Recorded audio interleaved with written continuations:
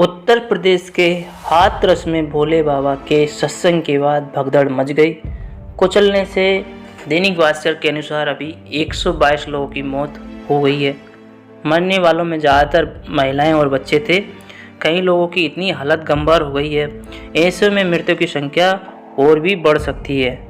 हादसा का जो स्थान है वो हाथरस जिले से यानी उत्तर प्रदेश के हाथरस जिले से 47 किलोमीटर दूर फुलरई गांव में मंगलवार दोपहर करीब 1 बजे यह हादसा हुआ था। हादसे के बाद अस्पतालों में हालत भयावह हो गई। लाशों और घायलों को बस और टेम्पो में भरकर सिकंदराहो CHC एटा जिला अस्पताल अलीगढ़ मेडिकल कॉलेज भेजा गया। CHC के बाहर सब जमीन पर इधर उधर बिखरे पड़े थे। भास्कर रिपोर्टर ने डॉक्टर से पूछा तो वह मौत का आंकड़ा नहीं बता पाए। इसके बाद दैनिक भास्कर रिपोर्टर मनोज महेश्वरी ने सिकंदराव CHC के बाहर एक एक करके लाशों को गिना। यहाँ 95 लाशें जमीन पे पड़ी थी। बड़ी ही दिल दहलाने वाली ये घटना हुई है। आखिर ये दिल दहलाने वाला हादसा कैसे हुआ है? वहाँ पर जो प्रत्यक्षदर्शी है उनके अनुसार ज्योति क्या हुआ है? कितने लोग इसमें घायल या डेथ हुए? बहुत लोग थे। क्या पूरा हुआ कैसे घटना ये? हम सत्संग में गए थे, विशाल थी, वहाँ पर बहुत सारी भीड़ हो रही थी। अचानक सत्संग खत्म हो गया, वहाँ पे बहुत सारी भीड़ हो रही थी। रास्ता जाम हो रहा था, निकलने के लिए जगह नहीं थी। तो एक दूसरे हम खेत की तरफ से निकल रहे थे, वहाँ बहुत सारी बाइक खड़ी थी और मम्मी दिख रही थी। तो अचानक ही धक्का मुक्की हो गई, जगह नहीं थी पाँव धरने की। तो अचानक ही बहुत सारे लोग उनके नीचे दब गए, उनकी तो मौत हो गई। मेरे साथ आई थी मम्मी, कैसे आ रही थी। अच्छा, गड्ढे में गिर गए थे या भगदड़ हो गई थी? भगदड़ के नीचे दब गए? हम डरने की जगह नहीं थी, एक दूसरे में धक्का दे रहे थे। नीचे जगह थी, उस नीचे जगह पे मोटरसाइकिल खड़ी थी, हम नीचे पे खड़े थे। अचानक ही गिर गई एकदम। अचानक ऐसा क्या हुआ जो भगदड़ हो गई? लोग थे। ऐसा क्या हो गया कि भगदड़ हो गई? विशाल सच बोले, सत्संग खत्म हुआ, जब जनता जा रही थी तब ऐसा हुआ। सबको निकलने की पड़ रही थी। अच्छा, कितना बेटा कितने लोगों को ऐसा लगता घायल हुए या डेथ हुई? बहुत सारे लोग थे।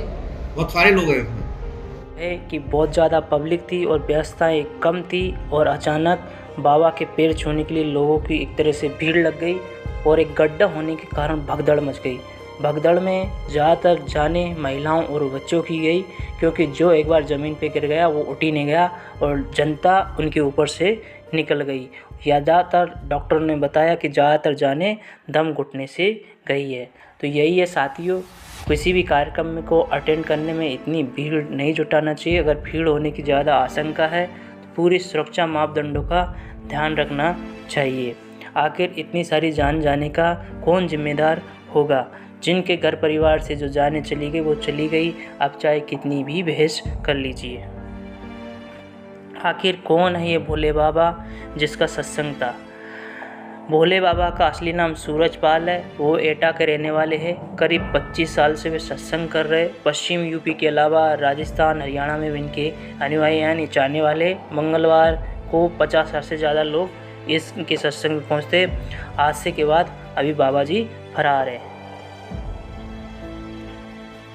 एक जानकारी के अनुसार भोले बाबा का असली नाम नारायण साकार हरि है। वो एटा जिले के पटियाली तहसील के गांव में बहादुरी नगरी में रहने वाले। उन्होंने 26 साल पहले सरकारी नौकरी छोड़कर प्रवचन शुरू किया था।